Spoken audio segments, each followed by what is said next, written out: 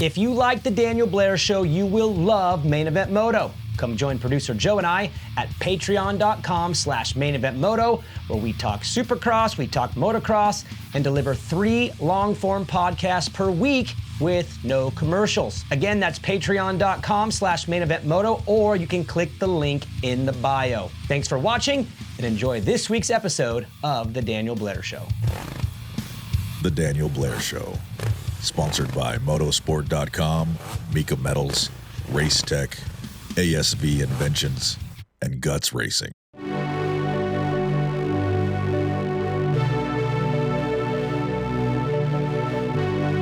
So many storylines heading into Vegas, but there can only be 10 lead stories, with one of them being extra fun this week. And we'll get to it in a few, but we start with the SMX playoffs, round 2 from St. Louis, also known as Redemption Cross. Let's be honest, Charlotte was a disaster. It left a black eye on Super Duper Cross, and the playoffs were in serious need of a rebound. And from an entertainment standpoint, we got it. It didn't start great as Haiden Deegan whole shot race 1, proving once again that the Deegans are the quickest to fix issues, and he took off and smoked everyone in one of the most boring motos of the year. Outside of Tom Vial getting passed over and over, nothing happened. But then we had Jett Lawrence forget how to start, Ryder Malinowski break out on the main stage, then had a T-bone steak and eggs served up by the chef, and all of a sudden I was standing and yelling at the screen like I do during Supercross. We got just enough to fall asleep satisfied, and the points are set up in both classes for a great finale in Vegas. One issue with the racing was the track, which was awesome for riding, but terrible for battles. Big giant berms, scrub jumps, multiple styles of dirt back in the stadiums. Not gonna lie, I loved watching them ride the track, but within a couple laps, I was ready to see some action, and it never really came. 180-degree corners create passing opportunities and passing setups, but if you have high speeds going into and out of the 180, nobody wants to block pass. They're going way too fast. The track design has to improve, but I still love being back inside a stadium and getting that Supercross feeling. And with some tweaks and additions, this easy Supercross idea could work. But if you're gonna build a Dragon's back, build a real one. That little uphill braking bump thing to the inside with no passing opportunities was silly, and it did nothing for the racing. Please take a look at this. Long and hard, it's beyond simple. But at the end of the day, we watch for the entertainment, and Jett's butchered start in Moto 1 of the 450s and Hayden's takeout at the hands of Levi Kitchen in the 250s kind of saved the day. I'll be watching Vegas because I'd rather watch bad dirt bike racing than anything else on the planet. But the more and more I watch these playoffs, the more and more I appreciate real Supercross and real motocross. These things have the ingredients to be great, but something is missing, and until they figure that out, interest and support will stay kind of meh. Jett Lawrence is lead story number 9, and they had to have paid him to get a 21st place start, right? How often does that happen? I mean, I'm not complaining. It made him ride close to his limit, which is always better for the viewing experience, but St. Louis has to be his kryptonite like Triple Crowns used to be. As soon as he got to Bam Bam, did you notice how careful he got? All of a sudden, his track awareness leveled up, a warning alarm went off in his helmet, he had flashbacks to 2024, and he carefully tiptoed by. In reality, Bam didn't smash Jett just to smash him that night. Bam was running from Vince, who we'll get to in a few. But when it came to Justin Cooper, Jett did not tiptoe by in one of the best passes of the night, and that pass shows what he can do when he needs to. For a rider who spends so much time up front and has pretty much lived alone most of his 450 career, he still has some of the best racecraft in the sport, and it makes 2026 Supercross a little scary. When you can start in 21st, blow by Chase Sexton, catch right up to the rear tire of Eli Tomac on a track with no separation, outside of his sick little double out of the off-camber, in a moto when he was just very good and not great, it's pretty concerning. Thank you, Hunter Lawrence, who did not blow his start and is starting to look more and more like the biggest threat to Jett's Supercross title aspirations. Lead story number 8 is Ken Roczen, and it's not his second place finish in Moto 1 that impressed me. It's the flashbacks I was having to one of the raddest nights in Supercross history. St. Louis 2020. After 2 terrible arm injuries that had doctors thinking he'd never race again and barely be able to write his own name, Kenny came back from the lowest of lows to win that night in St. Louis, and it's stories like that that make Supercross the coolest sport in the world. Ken aggressively passed Zach Osborne early in the main that night. He took off from the pack and won after a 50-race gap in between victories. Yes, winning is always cool. You get the bright lights, the neck burn, the big bonuses, and all the glory, but it's the story below the surface that makes something really special. Ty Masterpool's High Point win last summer was about the family. J-Mart's Millville Moto win this summer was about closure, and Kenny's St. Louis win in 2020 was pure redemption and stubborn defiance of the medical odds of him ever winning again. That's what ran through my mind watching Kenny up front Saturday night. The second place was cool. He constantly proves to us that he's still here. And even though the lappers were dgaff.com on the last 2 laps, giving me flashbacks to another Kenny moment with Grandpa Earl in Houston, I couldn't help but think back to his triumphant return to the top of the podium in St. Louis. Nice work, Kenneth, and I speak for everyone when I say how awesome it is that you're still out there, still competitive, and still reminding us of the great moments you've had in Supercross. Speaking of great moments, lead story number 7 is Kayden Minear and Ryder Malinowski, and I'm not gonna lie, it got a little dusty in the Blair house watching my boys get it done. I'll start with Kayden. 2 years ago, he flew from Australia to South Carolina, where he spent 3 weeks learning Supercross with yours truly, laying the foundation for an opportunity to come to race in the US, something he desperately wanted. He flew home from that trip, crashed into a tough block that was in the middle of the track during his first qualifying session of Australian Supercross, and broke his arm. I decided to sign him to a 2-race deal with KTM. He healed up and finished second in the Australian Motocross Championship, then flew to the US and smashed everyone Moto 1 at the Ironman Combine as a member of the Orange Brigade team. Then got a ride with star like Colt Davies, went on to win the Hangtown Combine this year, turned pro, broke his thumb at High Point, got surgery, rushed back just in time to get ready for Charlotte and St. Louis, and closed it all down with the overall win in the 2025 SMX Next All-Star Championship. There you go, AC. That's where Star keeps finding these guys. The truth is, the Minear family are some of the raddest people I've met in this sport. Kayden is a beast, and this victory is not surprising. He's always been an outdoor guy, but the indoor skills are underrated, and that was proven on Friday and Saturday night. His future in this sport is very bright, and he will be a problem for everyone in the 250 class over the next 5 years.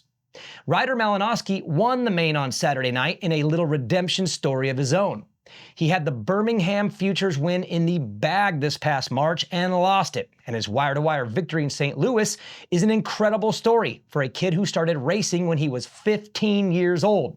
I'm with this kid every day at Club MX. There is no one more committed, and his victory, like Alex Fedorstow's in Pittsburgh, is an absolute proof of concept for the club program. This team and this facility take riders who are unknown, underrated, underdeveloped, and turn them into winners. It takes a team to win in this sport, and many people play a role in a racer's success, but this one goes to the kid who has been desperate to prove he belongs, works harder and dreams bigger than anyone I've ever met, and when you go from hoping you can win, to thinking you can win, to knowing you can win, to demanding that you will win, magic happens. Welcome to the winner's circle, Ryder, and please never lose that chip that sits on your shoulder. Speaking of Cole Davies, he's lead story number 6, and to those in my DMs asking why Cole didn't smash everyone in St. Louis since it's a Supercross track, well, it's because it's not a real Supercross track.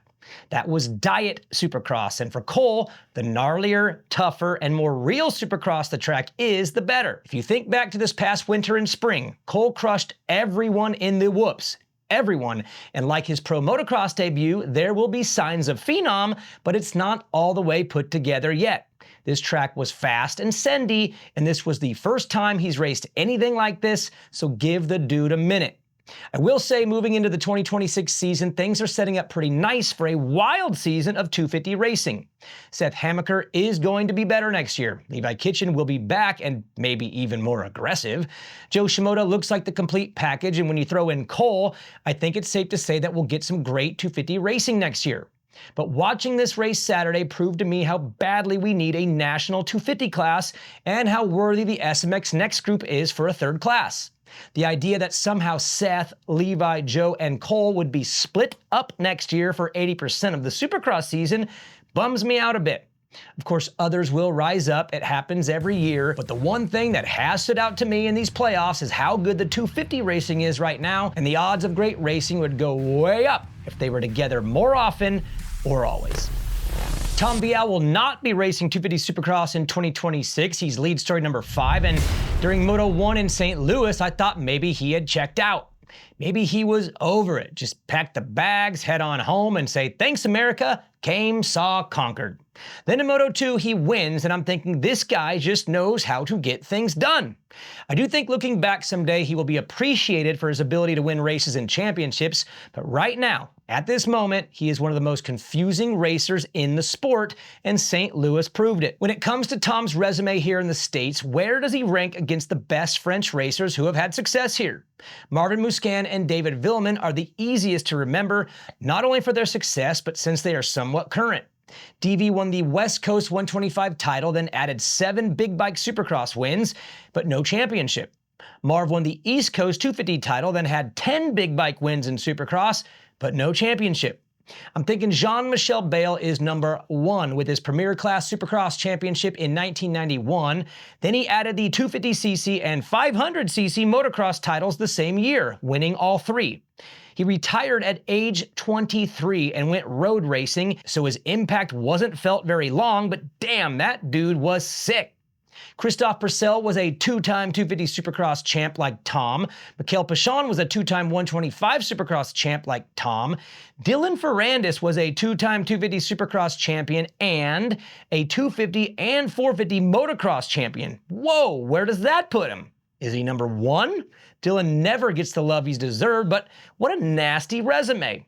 Again, I know that Tom was underwhelming in the way he won the titles, but like the French legends that did it before him, he got it done in Supercross and won Moto 2 in St. Louis. Who are the French sending next? What if I told you I know who's next, and you'll see him in SMX next in, say, 2030. The Motocross of Nations is coming up quick. It's lead story number 4, and although I'm bummed to learn that Tom Vialle, Jorge Prado, Cole Davies, and Jeffrey Hurlings are not racing it, there are some names that have me fired up for a few different reasons. I'll start with the no-shows, Tom of course being one of them as he moves up to the 450 with a quick acclimation period available to get him ready for some World Supercross races that he's signed up for. Not gonna lie, I'm kinda glad he's not racing. Team France has whooped us enough over the years, so they can eat one this year. But I am bummed that Jorge Prado is not racing after I heard the idea that he may show up on his factory MXGP legal gas, which would be a lot of fun to dissect. A little rematch with Jett, Hunter, Chase, and Eli on a bike that he loves would have been great, but apparently his team situation would not allow it. Dang it. New Zealand is not participating, so no Cole Davies, and I'm not sure why Jeffrey Hurlings isn't on Team Netherlands, but I'm guessing it's contract stuff like Prado, which sucks because he's raced Ironman before and smashed everyone, and the way he's racing in the GPs right now, having him on the gate would have made things way cooler than they already are. But when it comes to who is racing, my intrigue is with Lucas Koenen, who is 18 years old and is a couple weeks away from possibly winning the MXGP championship. This kid is a psycho phenom, and we will get to see him at Ironman against the best 450 riders from the GPs and our best 450 racers here. Of every name on the list, he comes with the most question marks, and when he lines up next month, he may be a world champion, which would come with some issues for his future. What would winning the MXGP championship have to do with his American racing status? Well, unless the rules change, he would not be allowed to race 250 Supercross, which would end up being the most consequential outcome for his career long term. Coming over to the US straight to the 450s has been a bomb for most, especially Jorge. And I know the bike gets all the attention, but in reality, when Euros with years of pro experience come to the US as youngsters on a 250, racing against the messy, incomplete American 250 dudes, their odds of success go way up. But when you come over and race against polished vets of the American Series on a 450, that has way more of an effect on the outcome than an uncomfortable feeling with the bike. Jorge would have done better if he came here at 18 on a 250, and for Lucas Koenen and Kai de Wolf, the time to come over is now, but not on 450s. If Lucas wins this MXGP title and the rules don't change, he walks into a terrible situation, if of course American racing is still on the agenda. But before we get to that, first he has to win it, then he'll race the Motocross of Nations in a few weeks, and he is by far the most intriguing rider on the gate, and I can't wait to see how he does. It is time for a rematch between Christian Craig and Vince Friese. They are lead story number 3, and it's going down in World Supercross, starting in a couple weeks from now in Malaysia. As you have maybe seen, Christian has been released from Star per his request. He's signed with the Quadlock Honda team and is going global. Joining him on a Stark will be Vince Friese, and to think that Vince is being given a silencer has preemptively moved me to the front of my seat. And when you take a trip down memory lane and think back to Glendale 2022, oh baby. In reality, the series seems to have stacked the deck with talent, and when you look at the roster of riders, there are now 9 former 250 Supercross champs signed up to race, and that's not even counting Shane McElrath and Joey Savacci, who have won 15 250 Supercross main events combined.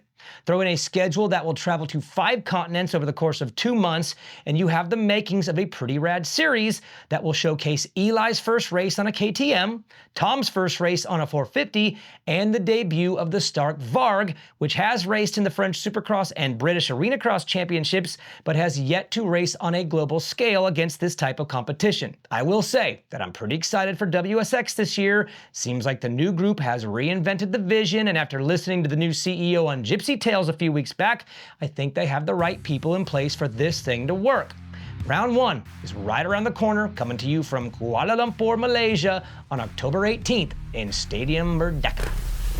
Hunter Lawrence is lead story number 2, and it's time for me to apologize to Hunter for treating him like he's a speed bump on Hayden's journey to Jett. Hunter is one of my favorite riders in the sport for many reasons, but I've spent the last year envisioning the future Danger versus Donuts war, and I've kind of sort of brushed over the fact that it's not guaranteed that Haiden gets past Hunter. I think this is part of the Jett-Hunter dilemma, where Jett is considered alien and Hunter is the human that sits in the shadows, but it's time for that to stop.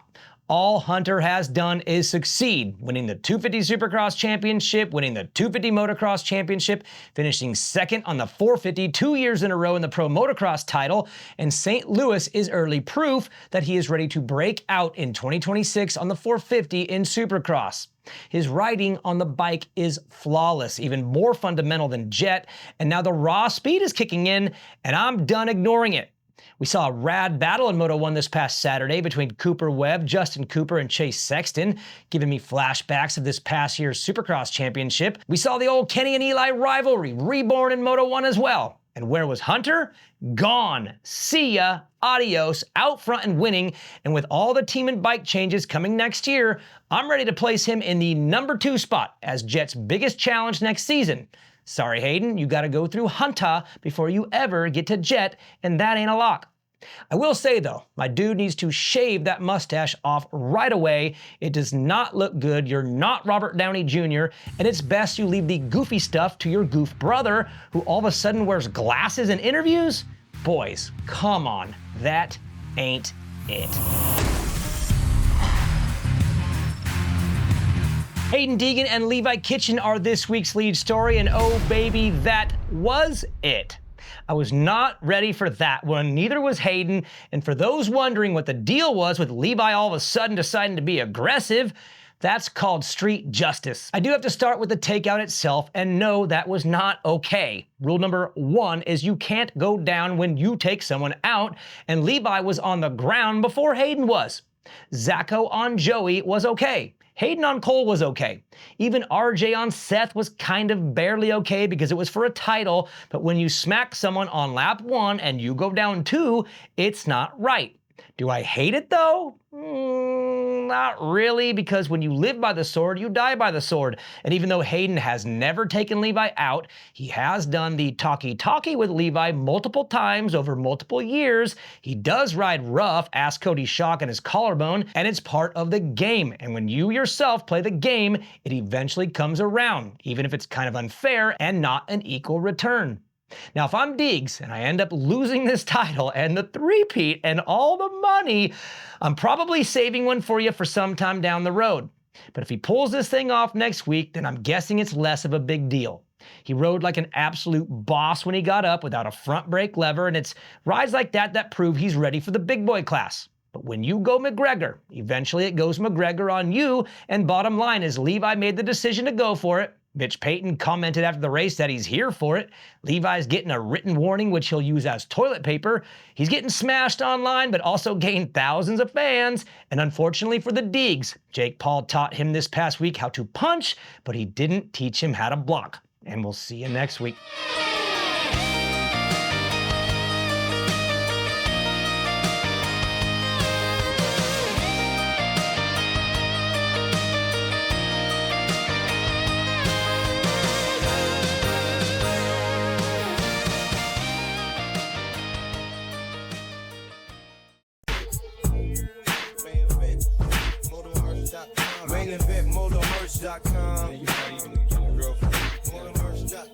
Main event motormerch.com.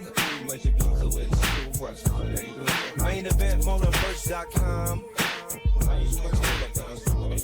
Main event motormerch.com.